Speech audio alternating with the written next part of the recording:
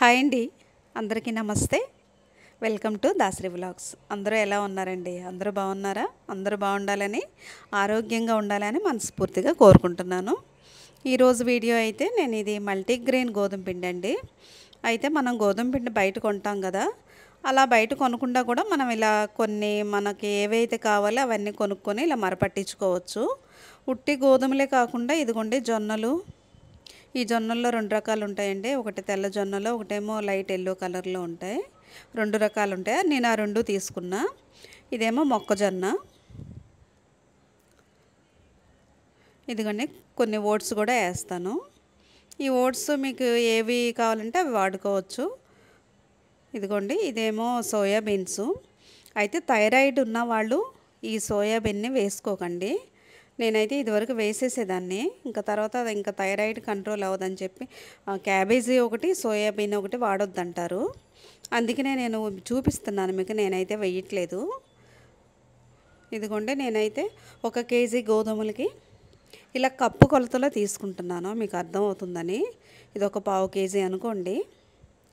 1/2 KG రాగులు, 1/2 KG జొన్నలు, 1/2 KG సజ్జలు, పెసలు ఒక 1/2 కేజీ వేసుకోండి. ఈ పెసరపప్పు పెసల మూలాన మీకు గ్యాస్ వస్తుంది అనుకుంటారేమో, ఏమి రాదండి. అది పొట్టు పెసలు.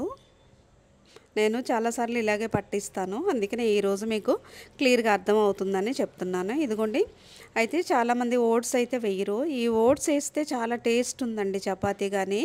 ఆ ఓట్స్లో ఎక్కువ ఫైబర్ ఉంటుంది. ఆ చపాతీ కానీ పూరీ కానీ కూడా చాలా టేస్ట్ అనిపించుద్ది. ఈసారి మీరు ఒక్కసారి వేసి చూడండి. నేనైతే 1 కేజీ గోధుమలకి ఇలా వేసాను అనమాట. అవన్నీ ఇప్పుడు నేను చూపించినవన్నీ కలిపి 1 కేజీన్నర అనుకోండి. ఇవేమో కేజీ గోధుమలు. అయితే ఇవన్నీ కడిగి ఎండబెట్టాను. ఆ క్లిప్పింగ్ నేను మర్చిపోయానండి, తీయలేదు. అయితే ఇంకా నేను 3 కేజీలు తెచ్చుకున్నాను కానీ మీకు 1 కేజీకి అర్థమవుతుందని నేను చూపిస్తున్నాను. మనకి శివ గారు కామెంట్ చేశారండి, ఎలా పట్టిస్తారా అంటే మీరు చూపించండి అని. ఇంకా అందుకనే నేను మళ్ళీ ఈసారి పట్టినప్పుడు కూడా చూపిస్తున్నాను, ఏమీ అనుకోకండి. మామూలు గోధుమ పిండి అయితే మనకి ఎన్ని రోజులన్నా ఉంటుందండి బయట కొన్నది. ఇదైతే మనం వాడకుండా ఒక 10-15 రోజులు అలాగే డబ్బాలో పెట్టేస్తే సన్న పురుగు వచ్చేస్తుంది. ఎందుకంటే ఇది చాలా తియ్యగా బాగుంటుందండి. మనకి మామూలు బియ్యానికి బ్రౌన్ రైస్కి ఎలా తేడా ఉందో దీనికి కూడా అలా తేడా ఉంటుంది. అందుకని ఇది మనం ఎప్పుడు పట్టించుకున్నా ఇంకా డైలీ వాడేస్తే పర్వాలేదు, లేకపోతే సన్న పెంకి పురుగు అలా వచ్చేస్తుంది అనమాట. ఇదిగోండి 1 కేజీకి నేను ఈ క్వాంటిటీ తీసుకున్నా. మీరు అంత వద్దు మాకు కొంచెం కావాలన్నా మీరు కొంచెం తగ్గించి కూడా వేసుకోవచ్చు, అది మీ ఇష్టం. నేనైతే ఇన్ని వేస్తే నాకు అది చపాతీ కానీ పూరి పుల్కా ఏది రోటీలా చేసినా కూడా అది చాలా టేస్ట్ అనిపించుద్ది. ఇదైతే అన్నీ పొట్టు ధాన్యాలే కాబట్టి మనకు షుగర్ లెవెల్స్ పెరగవండి. థైరాయిడ్ కూడా కంట్రోల్లో ఉంటుంది.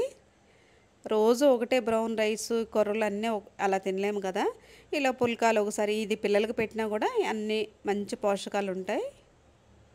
పిల్లలకి మనం ఇది చపాతీ ఇలా చేసినా, ఆయిల్ వేసి చేసినా కూడా బాగానే ఉంటుందండి. ఆయిల్ లేకుండా చేసినా కూడా బాగానే ఉంటుంది. ఇది ఇందులో మైదా లాంటిది ఏమి కలవదు కాబట్టి ఆరోగ్యానికి కూడా చాలా మంచిది. మాకు ఆశ్రమంలో ఇచ్చేవాళ్ళు కదండి అవి. నేనైతే చెప్పాను కదా మీకు, కిచెన్కి కూడా నేను వెళ్ళి చూశానని. అవి అచ్చం ఇప్పుడు నేను ఎలా చేసిన రోటీలు అలాగే అనిపించినాయి నాకు కూడా. అయితే అక్కడ ఆశ్రమంలో కూడా ఈ పిండి అమ్ముతారండి. ఇంకా నేను ఎందుకు మనం ఇంట్లో పట్టుకోగలం అని చెప్పి నేను వచ్చేసాను. అక్కడైతే మనం కొనుక్కోవచ్చు అనమాట. ఈ మల్టీగ్రెయిన్ గోధుమ పిండి కూడా అమ్ముతారు. ఇదిగోండి ఇంకా నేను 3 కేజీలు గోధుమలు తెచ్చుకున్నాను. ఒకవేళ మీకు గనక ఈ అర కేజీ ప్యాకెట్లే దొరికినాయి, తక్కువ దొరకలేదంటే తెచ్చుకోండి. తర్వాత మీరు దోశలు కానీ జొన్నలతో దోశలు, ఈ సజ్జలు ఇవన్నీ కలిపి మల్టీగ్రెయిన్ దోశలు వేసుకోవచ్చు, జావలా చేసుకోవచ్చు. ఉపయోగమేనండి. కొంచెం మిగిలిన కూడా అట్టి పెట్టుకోండి.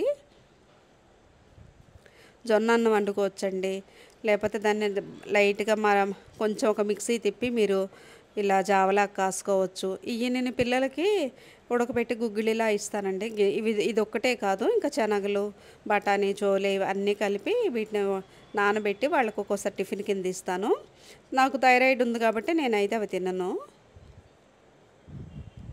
ఇదిగోండి నేను కడుగుదామని ఇలా పోసాను, కానీ ఆ తర్వాత అయితే ఆ క్లిప్పింగ్ అయితే నేను తీయలేదు.